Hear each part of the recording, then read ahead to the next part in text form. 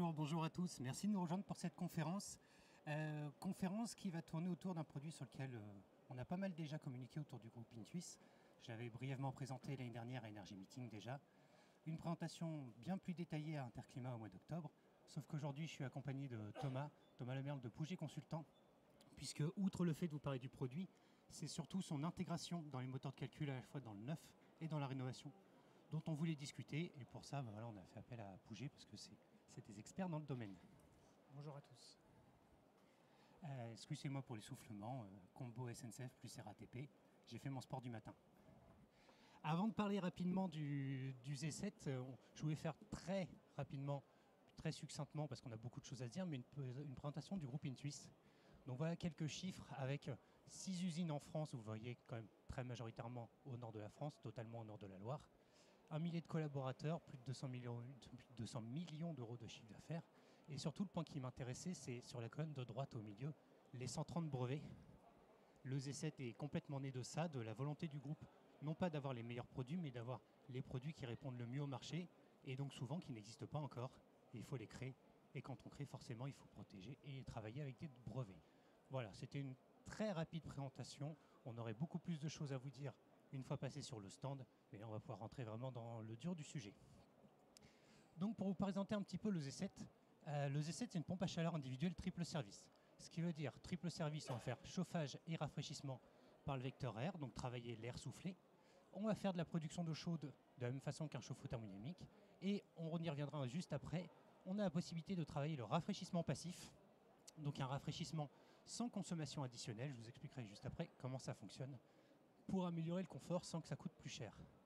Le Z7, c'est une solution composite, c'est-à-dire qu'on va chauffer directement la pièce principale et ensuite on va avoir dans les pièces de nuit et dans les pièces humides, donc salle d'eau, salle de bain, des sèche-serviettes et des radiateurs électriques. Tout ça pour faciliter l'implantation, ça veut dire qu'il n'y a pas de plénum, il n'y a pas de soffit à tirer pour balayer l'ensemble des pièces. On gère la pièce principale et après vous prévoyez un petit bout de mur, une attente électrique et c'est largement suffisant. C'est quand même vachement pratique à la fois dans le neuf mais aussi dans la rénovation, on y reviendra.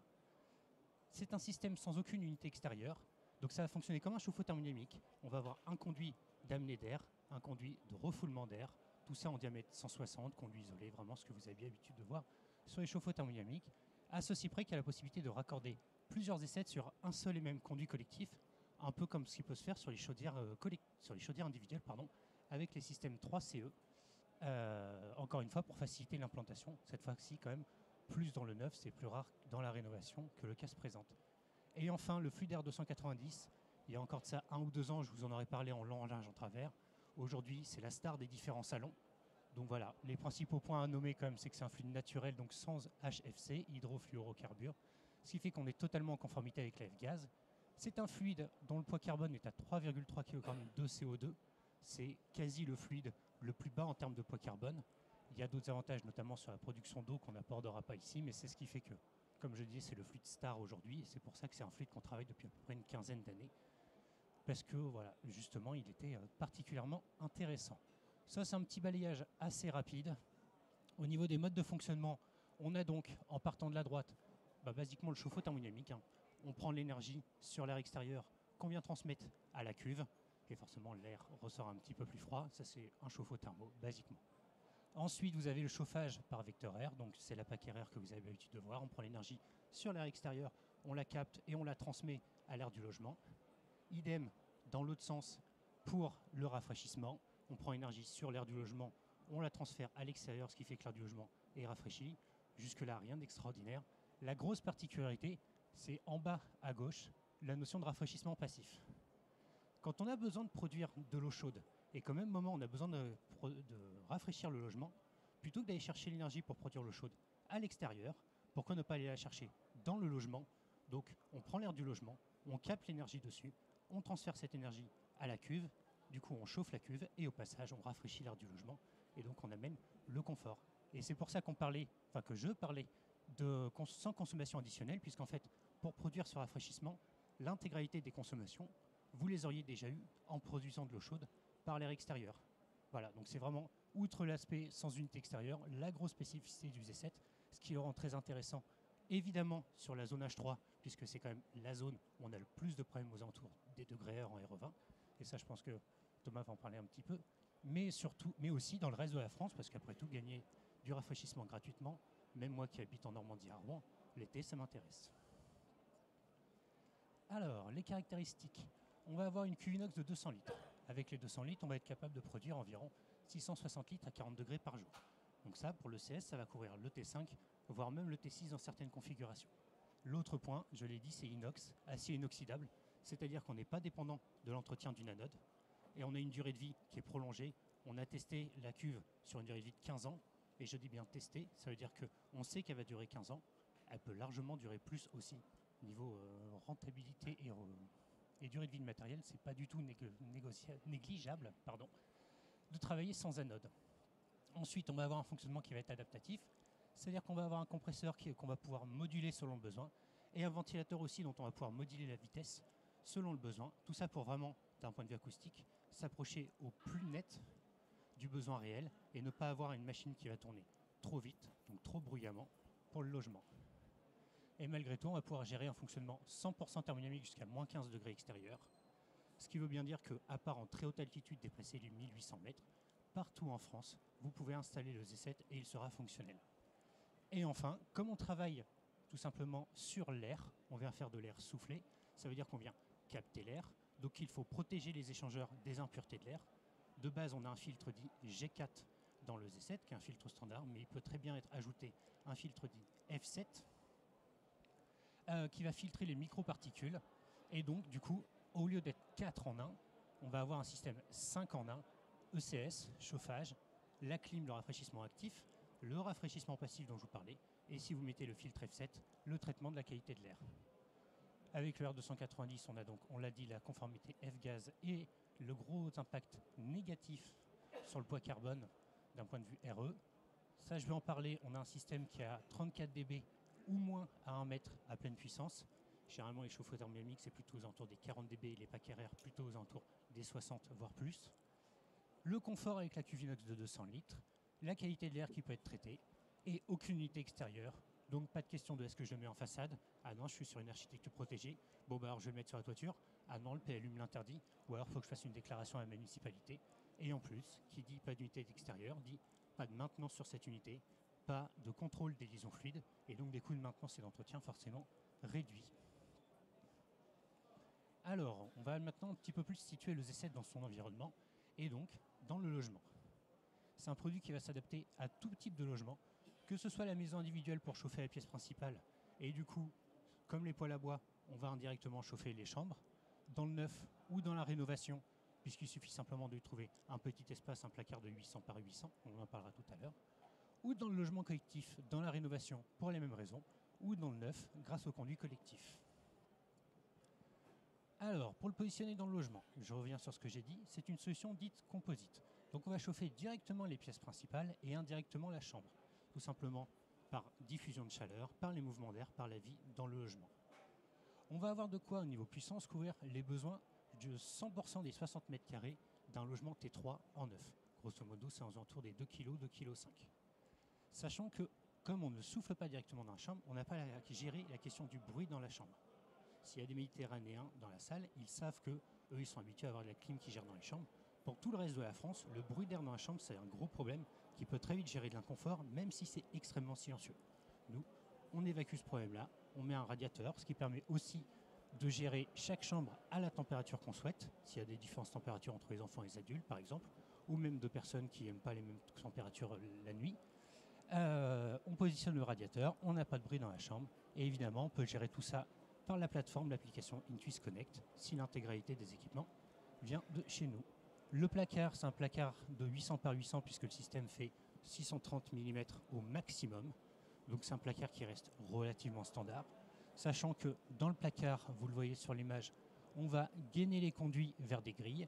Ces grilles, ce sont des grilles dites à double déflexion, donc déflexion verticale et déflexion horizontale, ce qui fait que tant sur le soufflage que sur la reprise, on va pouvoir vraiment guider l'air tel qu'on le souhaite, et du coup assurer la meilleure diffusion de l'air, donc la meilleure diffusion de la chaleur dans l'intégralité de la pièce, voire dans le logement. Et enfin, d'un point de vue air extérieur, on va avoir soit des conduits classiques, type chauffe-eau thermodynamique, soit, je l'ai dit, les conduits collectifs que vous voyez sur la gauche, donc un conduit collectif d'aspiration, un conduit collectif de refoulement.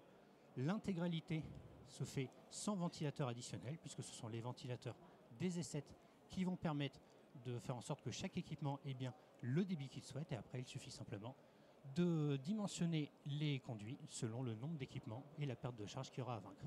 Ça, c'est sur l'air extérieur. Les deux schémas sur la droite, c'est à l'intérieur. Donc soit on gaine uniquement sur l'image de droite le refoulement et on fait la reprise en vrac dans le placard. Ça, c'est une solution qui est relativement facile quand on n'a pas forcément beaucoup de place pour mettre les gaines. Maintenant, c'est une solution sur laquelle il faut être attentif.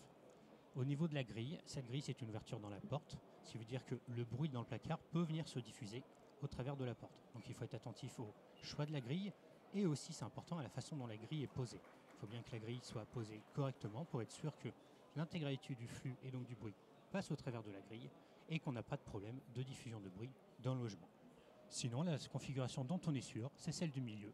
Le soufflage et la reprise sont bien gainés. Ces gaines, ce sont des gaines silencieuses, donc elles vont venir absorber le bruit que génère l'équipement pour qu'il n'y ait que l'air qui ressorte et pas le bruit de l'appareil. On vient préconiser de façon classique tout simplement que les conduits soient mis en serpentin pour être sûr d'absorber le bruit. Puis derrière, on peut déporter l'une ou l'autre, voire les deux, de 5 mètres sur les côtés pour soit éviter tout simplement une pièce qu'on ne souhaite pas desservir mais se décaler juste après, soit même déporter le flux d'air pour être sûr de pouvoir créer un effet de circulation dans la pièce en créant un espace entre le soufflage et la reprise. Voilà. Entre les deux configurations, là, celle de droite et celle du milieu, sur les installations qu'on a posées et sur lesquelles on a fait des tests, on a observé à peu près 2 dB d'écart. Donc c'est pas énorme, ça veut dire que l'installation de droite n'est pas du tout à déconseiller. Par contre, 2 dB, c'est quand même suffisant pour avoir l'impression de bruit. Et donc, il faut faire attention, comme je vous disais, à la façon dont l'installation de droite est posée. Voilà, petit rappel rapidement. Donc, le Z7 va être associé à des radiateurs. Donc, vous avez dans notre gamme des panneaux rayonnants, évidemment, des radiateurs à chaleur douce. Vous allez avoir des radiateurs à fonte active. Et idem au niveau sèche-serviette, vous allez avoir du sèche-serviette standard, du sèche-serviette avec un flux de capoteur, du sèche-serviette avec ventilateur. Ce n'est pas l'objet de la présentation, mais n'hésitez pas à venir nous voir sur le stand.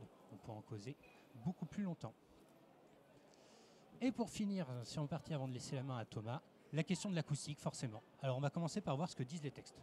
Déjà, on a le texte réglementaire, l'arrêté du 30 juin 1999, qui vient dire que dans une pièce principale, un équipement de chauffage, de climatisation, même ils disent, ne doit pas dépasser 35 dB, sauf, ça c'est le deuxième paragraphe, si la cuisine est ouverte sur la pièce principale, auquel cas, dernière ligne, on est autorisé à monter à 40 dB. Voilà, ça c'est le texte réglementaire. À partir de là, on va avoir des référentiels qui peuvent s'ajouter. Donc, j'ai pris l'exemple du référentiel NF Habitat. C'est la version de novembre 2023 qui interdit l'installation d'une PAC sur un balcon et même à moins d'1,5 m d'un ouvrant. Donc, dans ce cas-là, ça veut dire qu'il faut monter sur la toiture. Sauf que si les équipements font moins de 65 dB en puissance acoustique, donc vraiment la donnée théorique du bruit généré par la machine, donc pas ce qu'on ressent et qui vient varier en fonction de la distance. Alors, c'est 2 mètres minimum d'un acrotère. Si c'est 70, je ne l'ai pas illustré, mais ça peut même monter à 8 mètres. Et donc, comme on ne peut pas le mettre à moins d'1,5 m d'un ouvrant, comme du coup le mettre en toiture c'est compliqué, on se retrouve sur les configurations qu'on a, comme sur la photo de gauche, où en fait l'intégralité des unités vont être mises dans un coin, derrière une grille. Ça, à mon sens, ça présente quand même plusieurs désavantages. Le premier, c'est que la petite alcôve qui a été faite pour mettre les unités, à mon sens, c'est de la surface perdue sur la vente du logement, premièrement. Deuxièmement, c'est très subjectif, mais c'est pas très joli quand même. Et troisièmement, le jour où il faudra venir entretenir une de celles qui sont au milieu sous la grille. Ça veut dire qu'il faut déposer la grille, monter l'échafaudage, intervenir avec monter tout le matériel que ça implique, démonter l'échafaudage, remonter la grille. Le mainteneur qui va vous faire ça, il va vous prendre cher, parce que ça va lui coûter cher. Si on fait sauter les unités extérieures, tous ces points-là, on les a évacués. On se retrouve donc juste à traiter le bruit dans le logement. Et en fait, ce qu'on va faire, c'est qu'on va venir légèrement travailler intelligemment le placard. Donc ça, c'est une installation qui a été faite à Lyon, dans le cœur de Lyon. On avait donc des cloisons de BA13 avec de l'isolant. Basiquement, on avait du placo-style, pardon.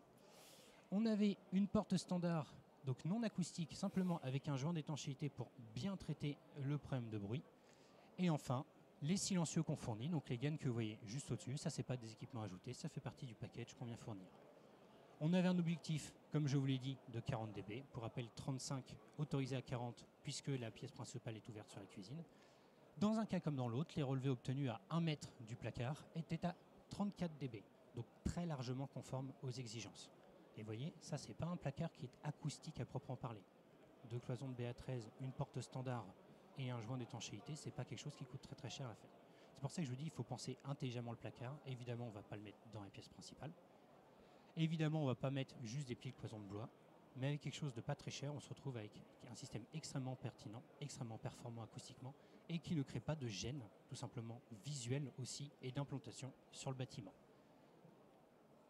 Thomas, je te laisse la parole. Merci Mathieu. Donc, bonjour à tous. Donc, comment se positionne le Z7 en RE 2020 et dans le DPE? Donc, avant de répondre à cette question, je vais vous présenter rapidement Pouget Consultant. On est une société de conseil et d'ingénierie en efficacité énergétique et environnementale, spécialisée dans le bâtiment depuis 1982. Aujourd'hui, on est 120 collaborateurs, répartis principalement en 2 pôles. Un pôle maîtrise d'œuvre thermique et fluide, qui travaille sur des projets de construction et de rénovation, et un pôle conseil dont je fais partie depuis 6 ans maintenant, qui accompagne les pouvoirs publics, les industriels, des énergéticiens ou des promoteurs immobiliers dans le développement de leurs produits, par exemple. Donc en premier, je vais vous parler de la RE 2020, donc comment se positionne le Z7 dans le neuf. Donc pour illustrer mon propos, je vais prendre une étude qu'on a fait par exemple pour Bouygues Immobilier. Donc c'est sur un de leurs bâtiments représentatifs, donc 54 logements à Tours, avec une surface moyenne de 54 mètres carrés par logement, donc assez représentatif de la production en France des logements. On a choisi ici la zone H2B, donc à Tours, parce que c'est la zone pivot, c'est la zone moyenne en France. Pour Bouygues Immobilier, on a étudié pas mal de systèmes. Là, je vais vous en présenter que 2 pour simplifier l'étude. Donc, en premier, forcément le Z7 avec du chauffage électrique dans le salon et dans les chambres. Et la solution un petit peu plus traditionnelle, 100% chauffage électrique en solution individuelle, avec un EDEL, donc le chauffe-eau thermodynamique d'Intuis pour l'eau chaude sanitaire. Les performances qu'on renseigne dans le moteur RE 2020, je les ai mis ici. Donc sur le chauffage, le COP du Z7 à 7,20, il est à 3,2, donc ce qui est plutôt performant. Et par contre, là où il se distingue, c'est sur l'ECS, avec un COP à 7,45 à 4,8, là où sur le EDEL ou sur d'autres chauffe-eau thermo un petit peu plus standard, on est à 3. Le premier indicateur qu'on va regarder, ça va être le CEPNR. Donc le CEPNR, c'est les consommations d'énergie primaire non renouvelables. Le seuil en zone H2B pour ce bâtiment, il était à 71. On voit assez clairement sur ce graphique qu'à gauche, donc on a le Z7, on est à 70. Le chauffage électrique, on est à 90. Donc le Z7 avec une isolation standard. Donc c'est vraiment un B-bio, on respecte tout juste le B-bio de la RE 2020, donc une isolation très classique. Voilà, on passe de justesse le seuil, on est à 70 pour 71. Avec le chauffage électrique, qui est la solution un petit peu plus traditionnelle, là on se retrouve bien au-dessus, on est à 90 pour un seuil à 71. Donc il va falloir faire une isolation renforcée, c'est-à-dire faire une façade bois, une isolation par l'extérieur, ou alors de la maçonnerie isolante avec une isolation par intérieur très épaisse. Donc sur le CEPNR, le Z7 est compatible, ça passe de justesse. Donc voilà, sur certaines zones, ça passera plus facilement, sur d'autres, il faudra renforcer de 5 à 10% l'isolation. Ensuite, l'autre indicateur qui me paraissait intéressant de vous présenter, c'est le IC Construction. Donc le IC Construction, c'est le nouvel indicateur de la RE 2020 qui encadre l'impact carbone des matériaux de construction. Donc comment on calcule cet impact carbone? On fait ce qu'on appelle une ACV, une analyse de cycle de vie. On va regarder sur toutes les phases les émissions carbone de tous les matériaux. Donc vraiment extraction des matières premières, production, vie dans les logements et fin de vie. On regarde à chaque phase les émissions de carbone. Quand nous on fait ce calcul chez Pouget, on fait une sorte de gros fichier Excel avec 200 lignes. Et pour chaque ligne, on associe un impact carbone et un matériau. Les impacts carbone de ces matériaux, ils sont justifiés donc, dans des FDES, vous avez peut-être déjà entendu cet acronyme pour les matériaux, et des PEP pour les équipements. Donc la bonne nouvelle pour le Z7, c'est qu'ils ont un PEP. Un PEP qui est plutôt bas carbone, qui est au R290, donc qui est le meilleur fluide disponible sur le marché, donc qui est vraiment un PEP qui se positionne très bien. Ce n'est pas le cas de nombreux industriels. Aujourd'hui, il y a un manque de PEP sur les lots CVC, donc c'est vraiment un avantage pour le Z7 d'avoir son PEP. Si on regarde dans les calculs, ce que ça donne, donc le IC Construction, on décompose le bâtiment en 13 lots. Là, ici, je vous ai fait un focus juste sur le lot 8. Donc, c'est le lot où on caractérise l'impact carbone des lots CVC. Donc, à gauche, c'est quand on utilise la valeur forfaitaire. Donc, le lot 8.1 forfaitaire qui est utilisé quand même sur une majorité de projets aujourd'hui par les bureaux d'études. Parce qu'on manque de PEP, on manque de données pour caractériser l'empreinte carbone des équipements. Donc avec ce lot forfaitaire, on est à peu près à 98-100 kg de CO2 par mètre carré. Avec le Z7, on arrive à descendre à 59, donc on divise quasiment par 2 l'empreinte carbone du lot 8. Donc c'est quand même une solution très performante. Nous aujourd'hui, chez Pouget, on essaye de tendre vers des lots 8 autour de 50-60 kg pour passer les seuils 2025 assez facilement. La solution concurrente, donc le Edel chauffe-eau thermo avec du chauffage électrique, on est autour de 55, donc c'est aussi une solution performante sur le lot 8. Si on prend un peu de hauteur et qu'on regarde à l'échelle du bâtiment, donc là il y a une petite coquille dans les graphiques, il manque quelques valeurs, mais on pourra vous transmettre la présentation à la suite. Globalement, avec la valeur forfaitaire, on arrive au seuil 2022 assez facilement, mais c'est compliqué pour être seuil 2025. Avec le Z7 ou avec le Edel, on arrive plus facilement au seuil 2025 grâce au PEP. Et je fais ma petite pub aussi, chez Pouget, on sait faire des FDES ou des PEP, donc n'hésitez pas à passer à notre stand pour pouvoir échanger avec vous. Donc en synthèse, la RE 2020, il y a d'autres indicateurs. Là, ici, j'en ai listé 5. Le CEP, consommation en énergie primaire, là, je n'ai pas présenté parce qu'on atteint très facilement avec le Z7.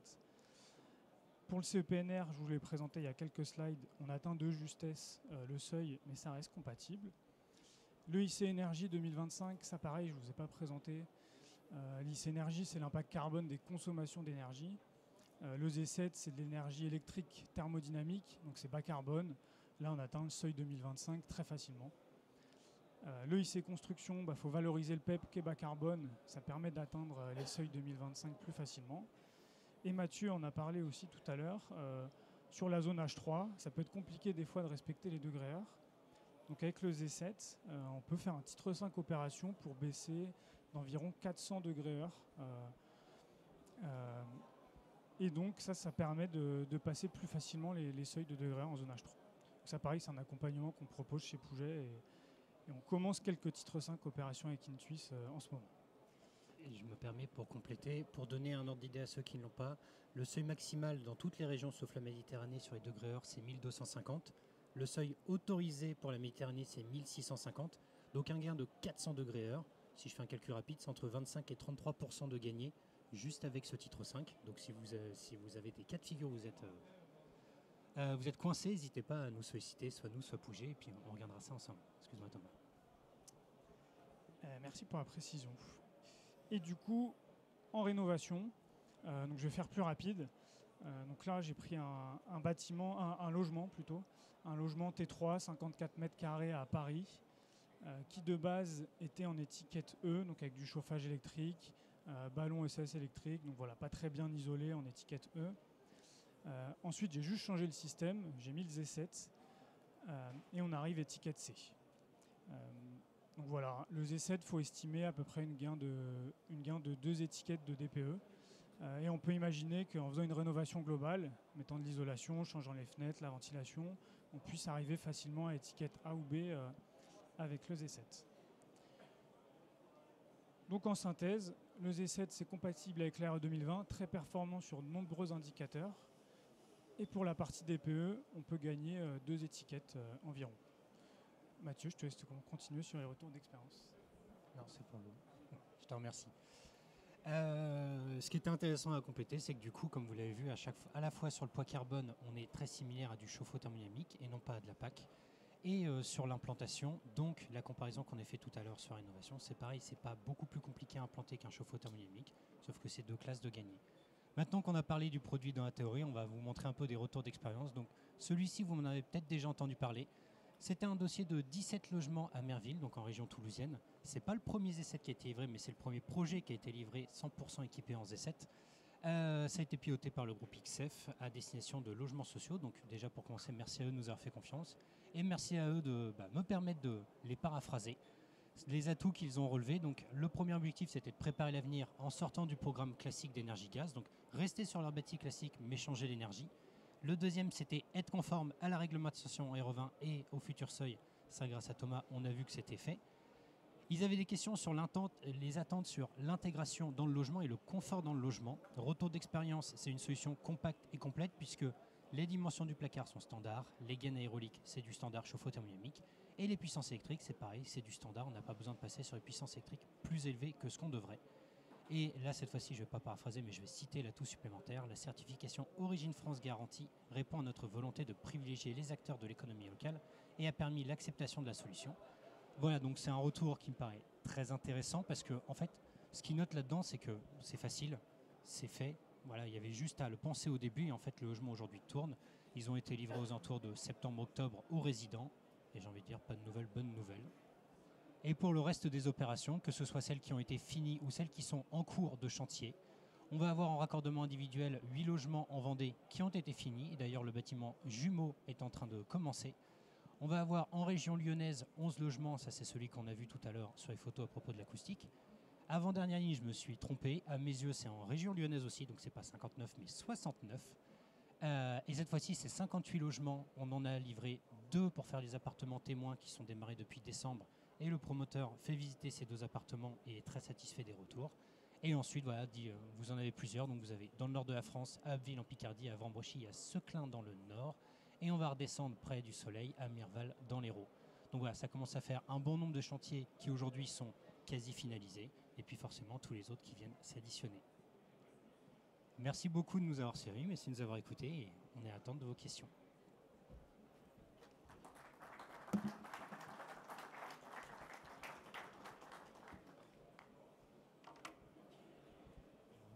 Bonjour, vous entendez? Oui, bonjour. Je vous remercie pour cette présentation riche d'informations et intéressante.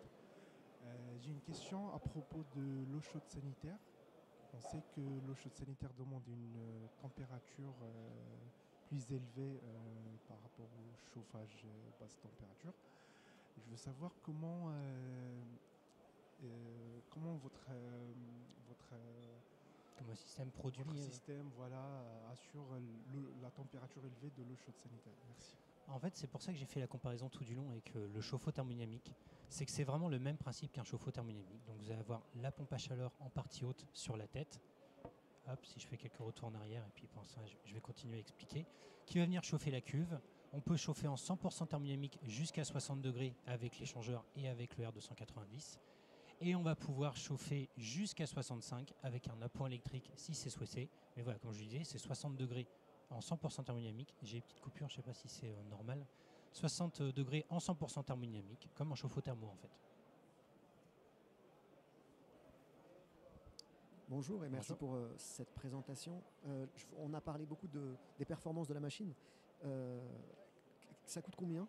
Déjà, c'est une question à laquelle vous n'avez pas, un point que vous n'avez pas abordé. Et puis la puissance du système, c'était combien? Je ne sais pas si vous l'avez abordé. Alors la puissance, j'en ai parlé très rapidement. En chauffage, on est aux alentours des 2 kg, 2,5 kg. C'est du thermodynamique, donc la température évolue en fonction de la température extérieure. Mais voilà, on est aux alentours des 2 kg, 2,5 kg. C'est pour ça que je parlais de 100% de 60 mètres carrés d'un T3 neuf, plutôt nord de France. Effectivement, ça va être un petit peu moins de surface si on va être à Strasbourg par exemple, mais ça peut toujours fonctionner puisqu'on gère jusqu'à -15. Au niveau du prix, en fait, ça va être des questions de solutions globales, mais l'objectif était de viser des prix de chaudière gaz. Alors, les évolutions Covid et Ukraine ont fait que la notion de prix de chaudière gaz aujourd'hui, c'est un petit peu tronqué. Mais voilà, l'objectif, c'était vraiment de viser ce niveau de prix, sachant que c'est un système qui va être, comme j'ai dit, chauffe-eau thermodynamique, donc conduit d'amener d'air extérieur. On rajoute 2 gaines pour l'air intérieur, mais c'est pas ça qui coûte cher. Le reste, c'est du radiateur électrique. Donc si on estime, et je vais prendre très large, du fourni posé aux alentours des 4 à 5 000, ça va être tout à fait cohérent.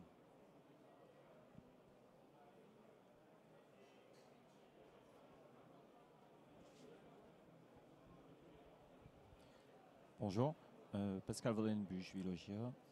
Je voulais savoir si vous pouviez développer un peu l'interaction qu'il y avait entre le Z7 et la ventilation hygiénique dans le logement, puisqu'on extrait l'air vicié, notamment dans la cuisine. Là, on récupère les calories avec le Z7, donc est-ce qu'il y a un lien entre les deux? Est-ce qu'il y a une modification de la ventilation en termes d'entrée d'air, en termes d'extraction? Alors, il n'y a pas de lien direct entre les deux. Le Z7 ne fait pas la VMC. Ce que je dis simplement, c'est que comme on vient absorber l'air pour le chauffer, nécessairement, il y a un filtre. Et du coup, ce filtre peut être remplacé par un filtre F7 pour améliorer la qualité de l'air. Maintenant, c'est deux systèmes distincts. Et pour le coup, la seule chose qu'on va faire, c'est préconiser d'écarter de 50 cm à 1 mètre les deux bouches, donc bouche Z7 et bouche VMC. Il n'y a pas de risque parce que le Z7 fonctionne sur un circuit fermé puisqu'il ne traite que l'air du logement. La VMC, elle va amener l'air extérieur pour l'extraire et du coup améliorer la qualité de l'air. Et en fait, on n'est pas non plus sur les mêmes débits. C'est-à-dire que la VMC, ça va être du 30-50 m3, potentiellement des pointes à 80, mais c'est très ponctuel. Là où le Z7, c'est du 2-3, voire selon la profondeur qu'on a besoin d'aller chercher, 400 m3. Donc ce n'est pas les 30 m3 que la VMC pourrait prélever qui vont créer des inconforts au niveau du chauffage.